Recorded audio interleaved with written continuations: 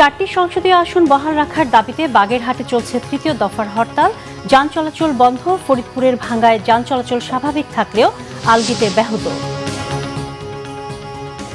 যশোর ঢাকা মহাসড়কে দুর্ঘটনায় স্বেচ্ছাসেবক দলের সাবেক এক কেন্দ্রীয় নেতা সহ দুজন নিহত, গুরুতর আহত পুলিশের এক কর্মকর্তা। এবারে বিস্তারিত। বাগেরহাটে চারটি সংসদীয় আসন বহাল রাখার দাবিতে তৃতীয় দফায় হরতাল পালন করছে সর্বদলীয় সম্মিলিত কমিটির নেতাকর্মীরা। সোমবার সকাল থেকে 3 দিন ব্যাপী হরতাল শুরু হয়েছে।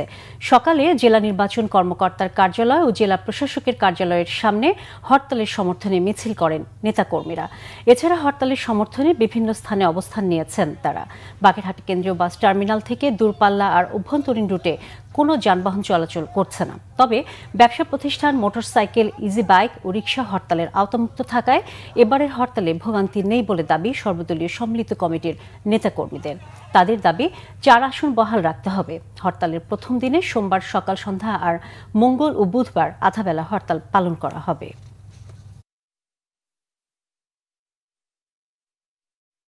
সিইসিকে জানাতে চাই, অতি দ্রুত এই সিদ্ধান্ত পরিবর্তন করুন।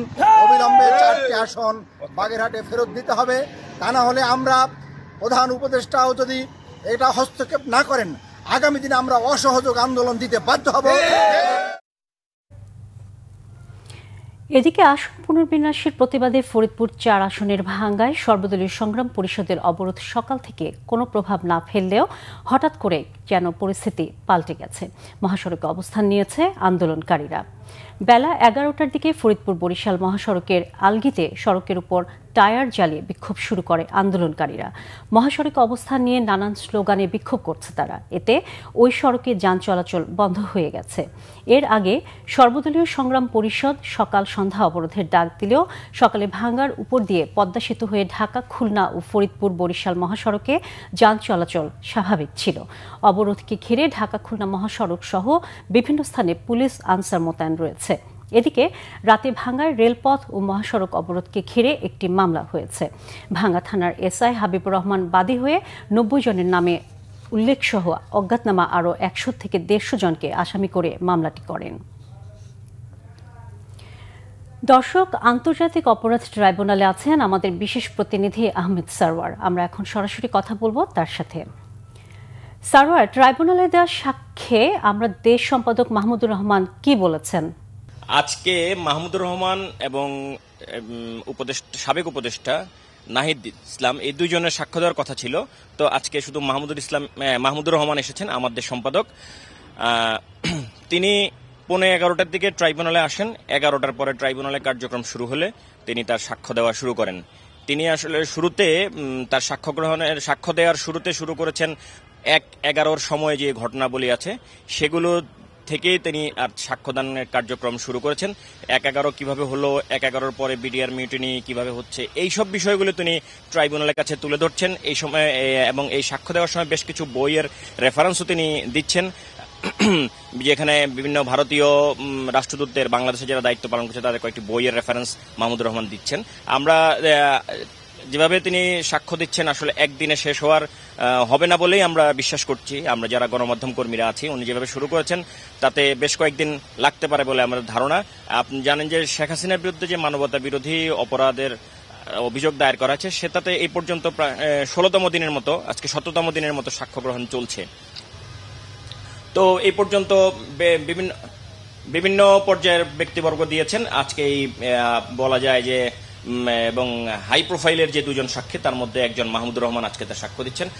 উনি যেভাবে সাক্ষ্য শুরু করেছেন, আমাদের যে অভিজ্ঞতা বলে তাতে বোঝা যায় যে আজকে ওনার সাক্ষ্য গ্রহণ শেষ হবে না, কারণ মাত্র উনি 1:11 ঘটনাবলী বর্ণনা করছেন এবং তার পরবর্তীতে আস্তে আস্তে তিনি আগাবেন। এবং তো আওয়ামী লীগের শাসনামল, তারপর 15 বছরের দিয়ে তারপরে 15 জুলাই গণ অভ্যুত্থান নিয়ে তিনি কথা বলবেন, সাক্ষ্য দেবেন। তো আমরা ধারণা করছি যে বেশ কয়েকদিন সময় লাগবে। তা আপাতত এতটুকুই। সারোয়ার, ধন্যবাদ আপনাকে। যশোর ঢাকা মহাসড়কে সড়ক দুর্ঘটনায় নিহত হয়েছেন স্বেচ্ছাসেবক দলের সাবেক এক কেন্দ্রীয় নেতা সহ দুজন। গুরুতর আহত হয়েছেন পুলিশের এক কর্মকর্তা। রবিবার রাতে মহাসড়কের ভাঙ্গুড়া বাজারের কাছে হতাহতের এই ঘটনা ঘটে। পুলিশ জানায়, বাঘারপাড়ার ভাঙ্গুড়া বাজারের কাছে মহাসড়কে বাস বোঝাই একটি ট্রাক দাঁড়ানো ছিল। ঢাকা থেকে যশোরমুখী নড়াইল এক্সপ্রেসের একটি বাস ট্রাকটিকে পেছন থেকে ধাক্কা দিলে গ্লাস ভেঙে বাসের অগ্রভাগ ঢুকে পড়ে বাসের মধ্যে। বাসযাত্রী আক্তার হোসেন ঘটনাস্থলে নিহত হন। স্থানীয়রা উদ্ধার করে গুরুতর আহত আবু জাফর ও নিক্কন আঢ্য নামে দুজনকে যশোর জেনারেল হাসপাতালে নেয়ার পথে মারা যান আবু জাফর। তিনি যশোর শহরতলির ভেকুচিয়া এলাকার মৃত আব্দুল মজিদের ছেলে। যশোর জেলা বিএনপির সাংগঠনিক সম্পাদক প্রকৌশলী রবিউল ইসলাম জানান, স্বেচ্ছাসেবক দল কেন্দ্রীয় কমিটির সাবেক সহ সাধারণ সম্পাদক জাফরের এবার জেলার পূর্ণাঙ্গ কমিটিতে গুরুত্বপূর্ণ পদে আসার সম্ভাবনা ছিল।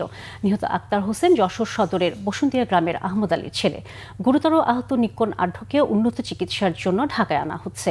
তিনি নড়াইলের লাহুরিয়া পুলিশ তদন্ত কেন্দ্রে উপপরিদর্শক হিসেবে কর্মরত। অযত্ন আর অবহেলায় নষ্ট হতে বসেছে সুন্দরবন সাতক্ষীরা রেঞ্জে বিভিন্ন সময়ে জব্দ হওয়া কয়েক হাজার নৌকা ট্রলার। এসব নৌযান রক্ষণাবেক্ষণ বা দ্রুত নিলামের কোনো উদ্যোগ নেই কর্তৃপক্ষের। ফলে দেশের কোটি কোটি টাকার সম্পদ নষ্ট হচ্ছে দাবি স্থানীয়দের।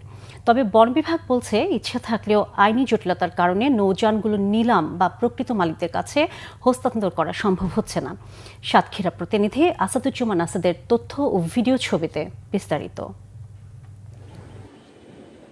এটি পশ্চিম সুন্দরবনের সাতক্ষীরা রেঞ্জের বুড়ি গোয়ালিনীর দৃশ্য। শুধু বুড়ি গোয়ালিনী নয়, একই দৃশ্য কদমতলা, কৈখালী ও কোবাদক স্টেশনেরও। বছরের পর বছর খোলা আকাশের নিচে পড়ে থেকে এভাবেই নষ্ট হচ্ছে বিভিন্ন সময় বন বিভাগের অভিযানে জব্দ হওয়া 2000-এর বেশি ছোট বড় নৌকা ও ইঞ্জিন চালিত ট্রলার। কিন্তু এ বিষয়ে কার্যকরী কোনো পদক্ষেপ নেই বন বিভাগের।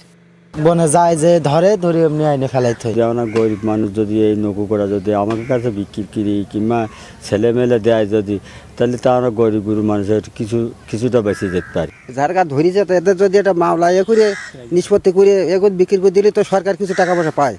আটক নৌযানগুলোর দ্রুত আইনি জটিলতা নিষ্পত্তি এবং মালিকানাবিহীন নৌকাগুলো নিলামের ব্যবস্থা করার দাবি সচেতন মহলের। এই নৌকাগুলো যদি দ্রুত সময়ে ইজারা দেওয়া যায় বা নৌকাগুলো যদি নিলামে বিক্রি করা যায়, তাহলে সরকার অনেক রাজস্ব পায়। মামলা নিষ্পত্তি ও নিলাম প্রক্রিয়ায় দীর্ঘসূত্রতার কারণেই নৌযানগুলো অযত্ন অবহেলায় নষ্ট হচ্ছে বললেন বন বিভাগের কর্মকর্তা। অপরাধে ব্যবহৃত যন্ত্রপাতি, হাতিয়ার, এই বিষয়গুলো আমরা আলামত হিসেবে রেখে দিই। যতক্ষণ না পর্যন্ত আদালত কোনো রায় না দেন অথবা নিষ্পত্তি না হয়, আলামত হিসেবে আমাদের রাখার বাধ্যবাধকতা আছে। এই জন্য জব্দকৃত অনেকগুলো নৌকা দেখা যাচ্ছে, সেগুলো হচ্ছে আমরা এগুলো বিকল্প কোনো ব্যবস্থা করতে পারি না। সুন্দরবনে জব্দ হওয়া এসব নৌকা ও ট্রলার দ্রুত নিলাম বা রক্ষণাবেক্ষণের মাধ্যমে কোটি কোটি টাকার এই সম্পদ রক্ষার জোর দাবি জানিয়েছেন সংশ্লিষ্টরা। Bangla vision news desk. এই ছিল এখনকার মতো। পরের সংবাদ বেলা 2টায়, এর আগে 1টায় রয়েছে নিউজ টপ 10 দেখার আমন্ত্রণ রইল। এছাড়া বাংলা ভিশন সংবাদ ও সংবাদ সংশ্লিষ্ট অনুষ্ঠান দেখতে ভিজিট করুন www.bvnews24.com ও facebook.com/banglavisionnews এবং সাবস্ক্রাইব করুন youtube.com/banglavisionnews। ধন্যবাদ সবাইকে।